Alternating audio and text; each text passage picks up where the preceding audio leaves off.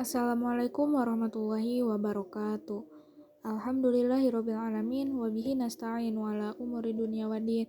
Assalatu wassalamu ala asrofil anbiya'i wal mursalin sayyidina wa maulana Muhammadin wa ala alihi wa sahbihi ajmain amma ba'du.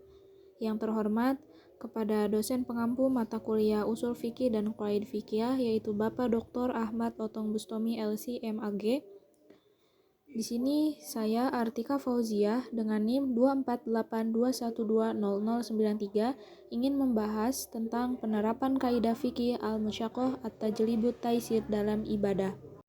Lanjut ke latar belakang, Islam adalah agama yang diturunkan sebagai cahaya bagi seluruh ciptaan. Dalam ajarannya, Islam tidak pernah membebani pengikutnya dengan rezeki di luar kemampuan mereka. Prinsip kemudahan dan kelonggaran adalah ciri utama hukum Islam, sebagaimana tercermin dalam berbagai aturan ibadah yang disesuaikan dengan keadaan dan kemampuan setiap individu. Dalam praktik ibadah, tidak semua muslim berada dalam kondisi ideal untuk melaksanakan ibadah dengan sempurna. Faktor-faktor seperti sakit, perjalanan jauh, usia lanjut, dan kondisi darurat lainnya seringkali menjadi hambatan bagi seseorang untuk melaksanakan ibadahnya, sesuai dengan ketentuan aslinya. Oleh karena itu, hukum Islam menyediakan berbagai bentuk keringanan, seperti kemampuan untuk sholat sambil duduk, atau berbaring bagi orang yang sakit, menggabungkan dan mempersingkat sholat bagi musafir, serta keringanan dari puasa bagi mereka yang tidak mampu.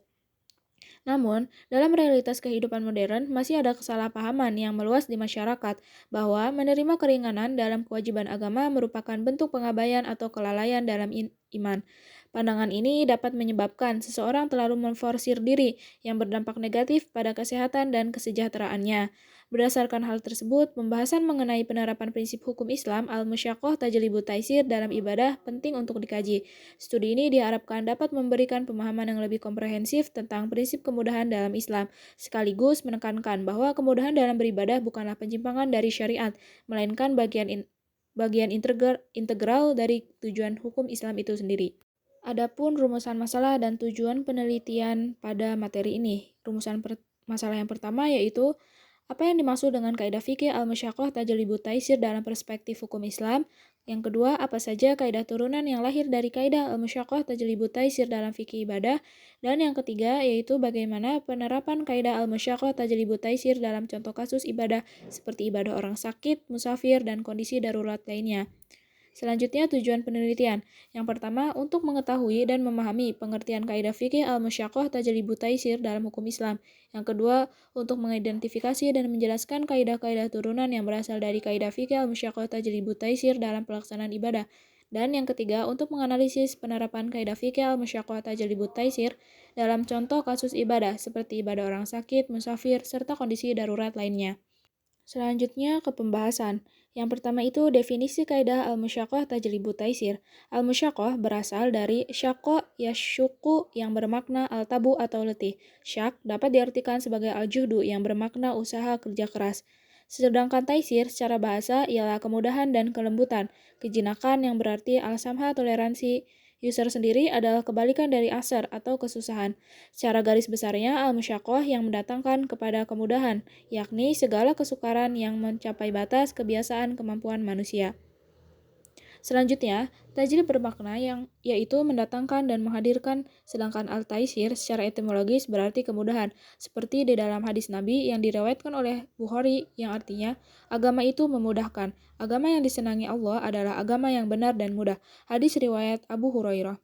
Jadi, makna dari kaidah al-musyaqqah tajlibut taisir adalah kesulitan mendatangkan kemudahan. Maksudnya adalah bahwa hukum-hukum sudah ditentukan nas. Di dalam penerapannya, apabila ada sebab-sebab kesulitan dan kesukaran bagi mukallaf dalam peribadatan, maka syariah meringankannya sehingga mukallaf mampu melaksanakannya tanpa kesulitan dan kesukaran.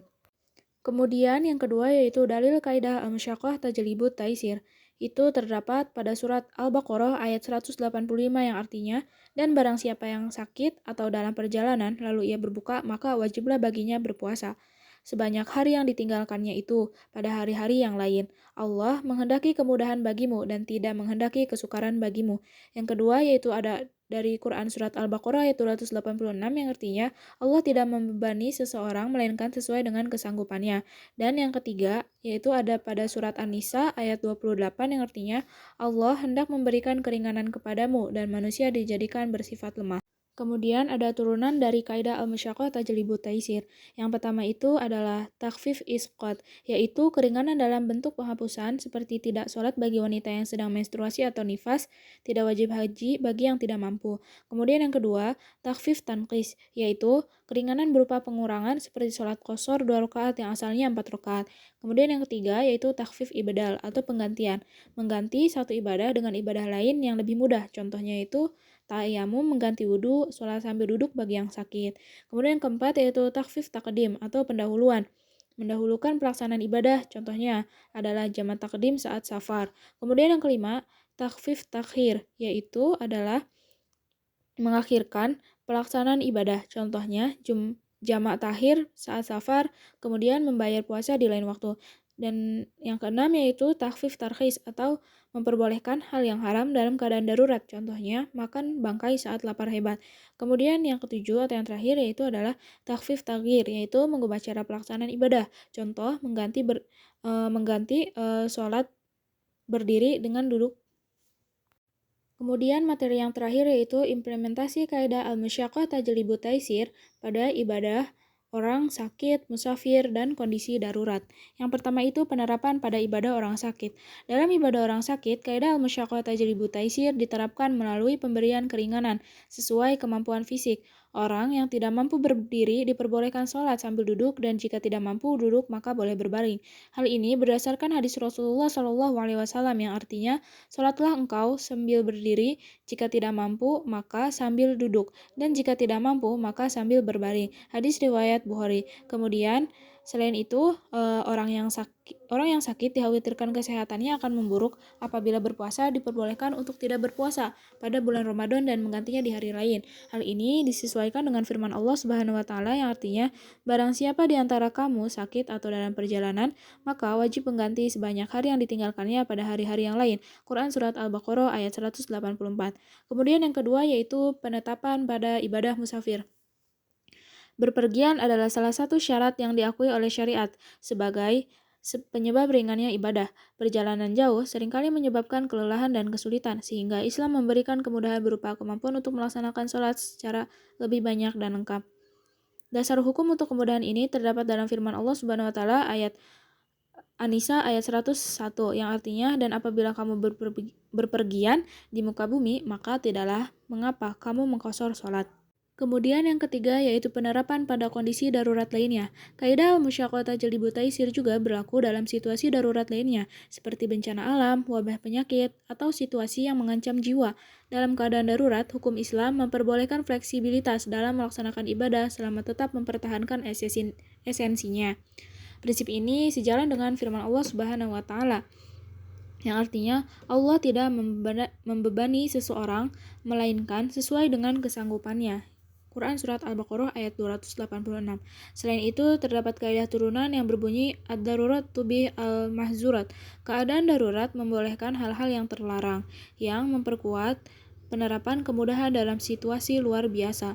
Dalam konteks ibadah, hal ini dapat berupa penyesuaian tata cara sholat atau penundaan ibadah tertentu demi menjaga keselamatan jiwa.